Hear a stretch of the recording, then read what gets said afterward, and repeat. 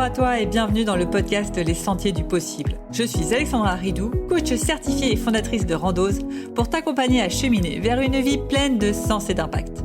Chaque lundi, je te partage mes réflexions et outils pour t'aider à atteindre les sommets de ton épanouissement. Et les mercredis, je te laisse découvrir une interview inspirante d'invités qui vivent la vie qui leur correspond vraiment. Ah, et j'ai oublié, je t'invite à écouter chaque épisode en marchant.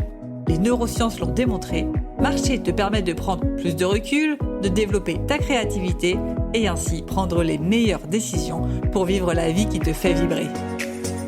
Hello, j'espère que tu vas bien. Aujourd'hui, on va parler d'un gros sujet, la productivité, et je vais te donner mes 3 meilleurs hacks de productivité. Mais avant de commencer, il y a quelques prises de conscience, comme d'habitude, que j'aimerais bien que tu aies avant qu'on rentre vraiment dans les hacks. Première chose que j'aimerais bien que tu aies en tête, c'est la productivité n'a pas de sens si elle ne sert pas, un objectif plus grand qui va au-delà de ta tâche.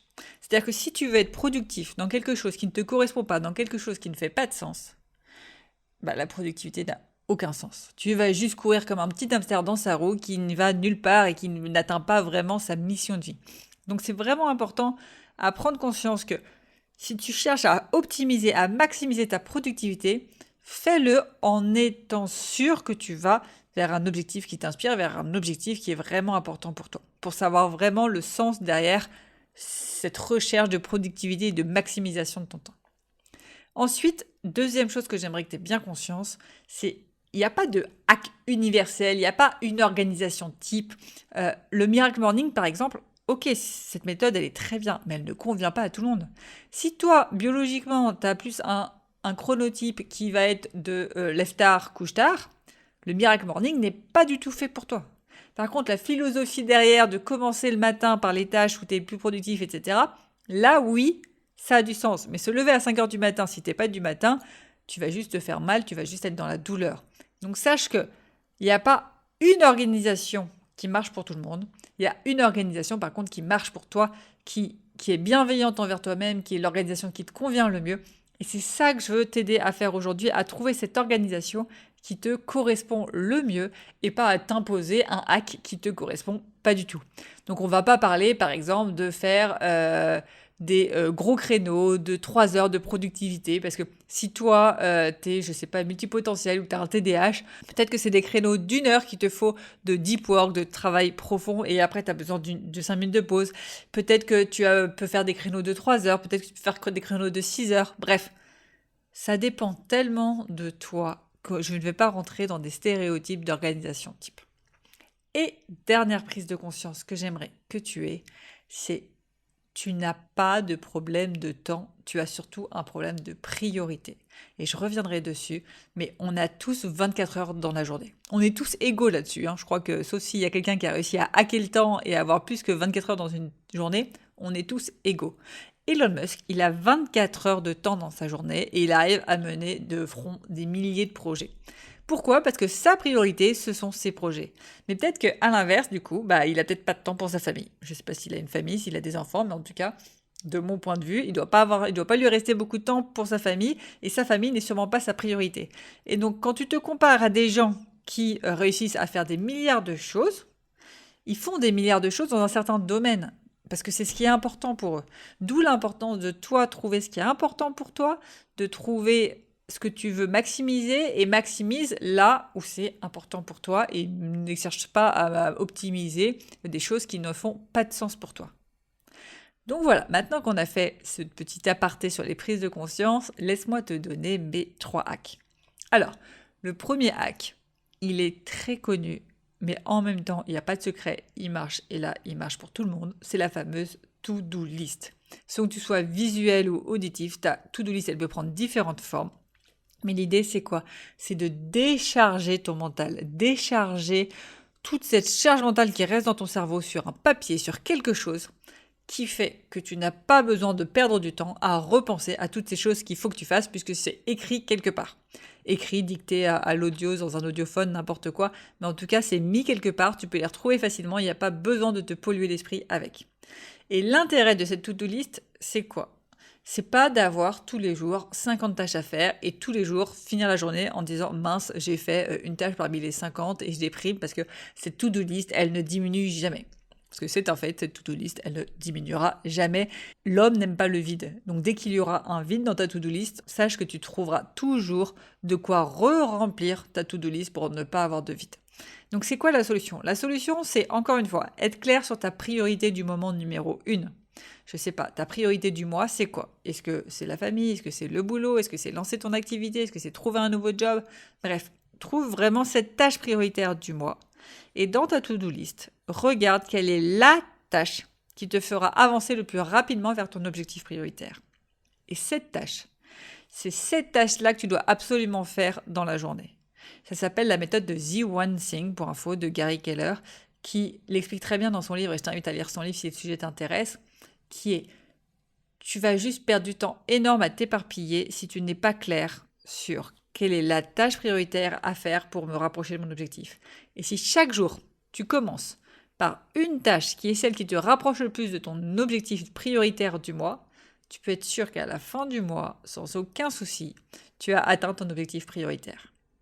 Concrètement, si ta priorité du mois, c'est, je sais pas moi, avoir du temps pour ta famille et pour ton temps perso, ta tâche prioritaire du jour, ça devrait être quelque chose qui te permette de sortir plus tôt aujourd'hui.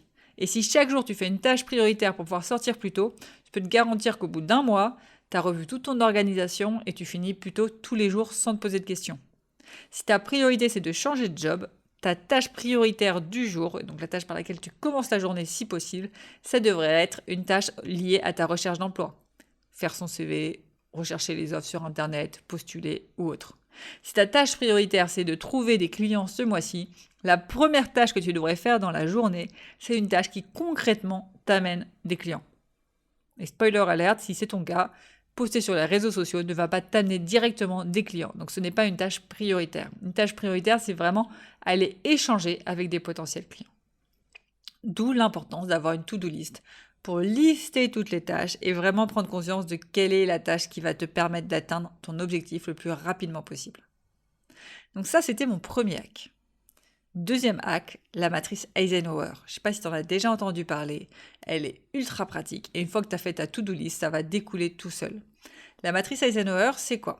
Ça va découper en 4 catégories ta to-do list. Il va y avoir les tâches qui sont urgentes et importantes. Les tâches qui sont urgentes et importantes, celles-là, fais-les le plus vite possible. Elles sont urgentes, importantes, pas besoin de parler 3 heures dessus. Elles sont à faire le plus vite possible. Il va y avoir les tâches qui sont urgentes mais pas importantes. Les tâches urgentes mais pas importantes, tu les bâcles. Tu les fais à la va-vite ou sinon tu les délègues à quelqu'un. Mais vu qu'elles sont pas importantes, pas la peine de se prendre la tête dessus, pas la peine de prendre une grosse charge mentale là-dessus. Il va y avoir les tâches ensuite qui sont pas urgentes et importantes. Les tâches pas urgentes mais qui sont importantes, tu vas finalement les planifier dans ton agenda à un instant T où tu sais que tu auras la capacité de faire cette tâche-là. Comme ça, tu te libères l'esprit et tu sais que ça sera fait mardi à 9h. Je dis n'importe quoi. Quand tu sais qu'il y a les impôts à faire, on a un délai, je crois, à peu près d'un mois, 1 mois et demi pour faire nos impôts. La tâche, au début des impôts, elle est du coup importante, mais elle n'est pas urgente. Tu as 1 mois et demi pour le faire. Donc, dès que tu as cette tâche-là dans ta to-do list, tu vas faire quoi? Tu vas regarder ton agenda et tu vas poser une date en disant, voilà, ça sera le 8 mai à 8h, je ferai mes impôts. Et comme ça, tu te libères ta charge mentale de cette tâche de faire les impôts. Et ensuite, il y a les fameuses tâches qui sont ni urgentes ni importantes. Une tâche qui est ni urgente ni importante, clairement, tu la mets dans une to-do list poubelle, to-do list de un jour dans le meilleur des mondes quand j'aurai du temps, mais tu ne te prends pas la tête avec ce qui n'est pas urgent, pas important. Tu les délègues, tu les mets à la poubelle, tu les supprimes, tu fais ce que tu veux, mais en tout cas, ça ne doit pas venir polluer ton esprit. Et le jour où cette tâche, elle devient soit urgente, soit importante, là, tu pourras de nouveau la traiter. Supposons, je dis n'importe quoi, que dans ta to-do list, il y a faire les courses, il y a faire le ménage, il y a peut-être les inscriptions pour les enfants à gérer pour la rentrée, bref, il y a tout un tas de trucs. Et puis il y a ton pro aussi. Ça peut être trouver des clients si tu es à ton compte, rendre tel projet, préparer telle présentation, etc. Une fois que tu as toutes ces listes-là, tout simplement, tu regardes qu'est-ce qui est urgent et important. urgent, important, je le fais aujourd'hui sans poser de questions. Est-ce que l'inscription pour l'année prochaine des enfants, elle est urgente et importante aujourd'hui ou c'est juste important et pas urgent? Si c'est important et pas urgent, je le mets dans mon agenda, je le planifie, je sais pas, je vois que j'ai un trou jeudi à 17h, bah jeudi 17h, c'est là où je le ferai. Si c'est urgent parce que c'est aujourd'hui la deadline, et bah hop, je le mets en top priorité de ma to-do du jour. Et ainsi, tu vas pouvoir faire tes actions en fonction de l'importance et de l'urgence de tes actions. Mais attention, n'oublie pas le hack numéro 1, qui est que quoi qu'il arrive, ta journée, tu la commences avec la tâche qui te permettra d'atteindre ton objectif prioritaire du moment. Parce que, encore une fois, si ta priorité du moment, je sais pas moi, ta priorité du moment, c'est développer ton activité et trouver des nouveaux clients. Et que dans ta to-do list, elle est polluée par du perso, par les enfants, le mari, le ménage, le patati, le patata, tu peux être sûr que chaque mois, tu vas faire très peu d'actions pour trouver des clients et ces actions-là, de tous les jours, qui vont peut-être te paraître importantes à l'instant T, vont prendre le dessus. Donc c'est important de toujours te rappeler c'est quoi mes priorités du moment. Si tu veux avancer sur tes priorités, il faut être clair sur tes priorités.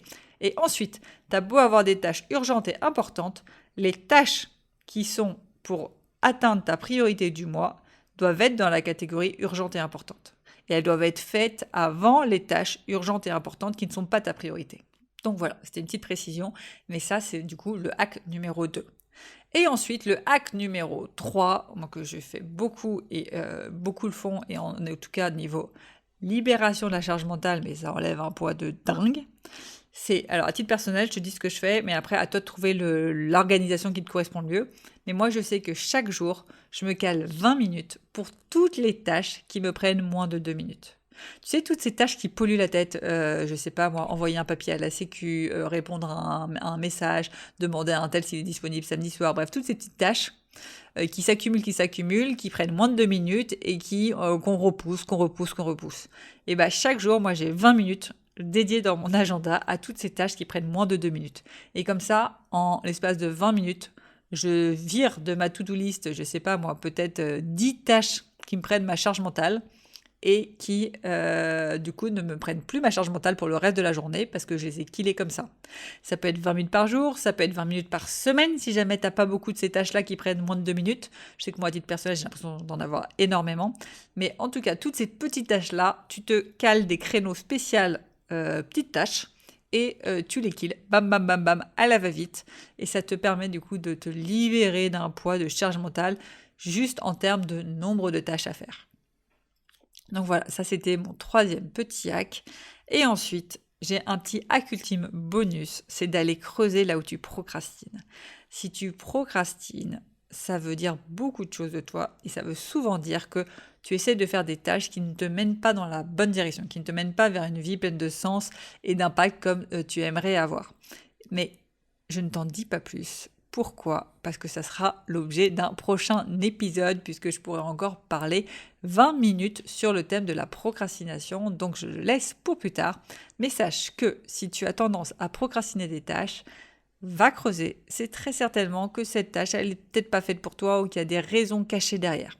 Mais tu connaîtras très vite les messages cachés, je te rassure, puisque j'ai prévu un épisode semaine prochaine sur le sujet. Voilà, j'en ai fait le tour pour mes 3 hacks pour avoir une meilleure productivité. Encore une fois, il n'y a pas d'organisation miracle, il n'y a pas de planning miracle, il n'y a que l'organisation qui te correspond et qui est alignée avec tes priorités du moment, avec ton organisme, avec la manière dont toi tu as ton énergie du moment. Si tu es en basse énergie le matin, va pas mettre des tâches de fond le matin, mais plus l'après-midi. Bref, c'est ce qu'on appelle le chronotype. En fonction de ton chronotype, tu ne vas pas avoir des périodes efficaces tout au long de la journée. Et donc, prends bien conscience que c'est impossible d'être productif à 24. Et d'ailleurs, je t'avais dit qu'on en avait terminé, mais en fait, ça me fait penser à un autre point que je n'ai même pas noté dans mes notes, mais qui est ultra important. C'est, si tu es une femme, en tout cas, c'est ton cycle menstruel. Et si tu es en pleine ménopause, c'est la même chose. Tes hormones aussi vont dicter ta productivité. Clairement, on est tous pareils là-dessus, femmes en tout cas. Les hommes aussi, je m'y connais un peu moins, ont des cycles hormonaux, mais ils sont pas exactement du coup les mêmes que les femmes, c'est pas sur 28 jours, etc. Mais qu'est-ce qui se passe? Tu as dû le remarquer la semaine avant tes règles, tu es globalement inefficace, tu n'as envie de rien faire. Prends-en conscience. Quand tu planifie des tâches plaisir la semaine avant tes règles, et par contre la semaine après tes règles, là c'est là où tu as un boost de productivité, c'est là où tu peux mettre énormément de tâches qui vont te faire avancer. Donc n'oublie pas quand tu planifies des tâches de faire aussi attention à la fois à ton rythme au quotidien, mais aussi à ton cycle menstruel. Je prends mon propre exemple, toutes les journées bien-être, journées off, etc., je fais de sorte de les prendre la semaine avant mes règles ou la semaine de mes règles. Par contre, la semaine après mes règles, je sais que là, je suis ultra efficace et c'est là où je fais en sorte d'avoir le moins de réunions possible pour me mettre vraiment des tâches de fond et avancer sur des projets de fond. Donc voilà, donc c'est aussi un hack, c'est prends bien conscience de tes rythmes biologiques, que ce soit au niveau de la journée, au niveau du mois, avec le cycle menstruel, mais même au niveau de l'année. On a tous des mois où on est plus ou moins productif. En général, quand les beaux jours arrivent, tu as un pic de productivité. Mois de janvier, pic de productivité parce que tu sais que c'est la nouvelle année, etc. Mois de septembre aussi. Mois de mars, en général, c'est pas la folie. Bref, prends bien conscience de tout ça pour créer une organisation au service de ton corps et pas mettre ton corps au service d'une organisation qui ne te correspond pas. Voilà, là j'en ai vraiment fini. Je pense avoir fait le tour pour ce sujet autour de la productivité, de maximiser en tout cas son temps. Mais encore une fois, tout est question de priorité. On a tous 24 heures dans la journée. Reste bien jusqu'au bout si tu veux avoir ta question de coaching à méditer en marchant. Et je te dis à très vite.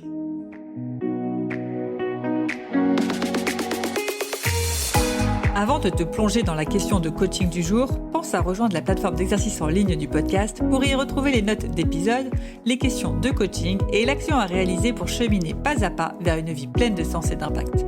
Le lien est en description de l'épisode. Et bien évidemment, si tu as aimé cet épisode et le concept du podcast, tu peux me le faire savoir en me laissant une belle note ou un joli commentaire sur la plateforme de ton choix. Tu peux aussi partager le podcast à une personne qui peut en avoir besoin. Et c'est parti pour tes 2 minutes de coaching et on se retrouve très vite dans le prochain épisode. Bye bye! Et c'est parti pour ta question de coaching à écouter comme d'habitude en marchant avec la petite musique que je te propose. Et aujourd'hui, ta question est: que peux-tu faire pour améliorer ta productivité dans les jours qui viennent ? Que peux-tu faire pour améliorer ta productivité dans les jours qui viennent ?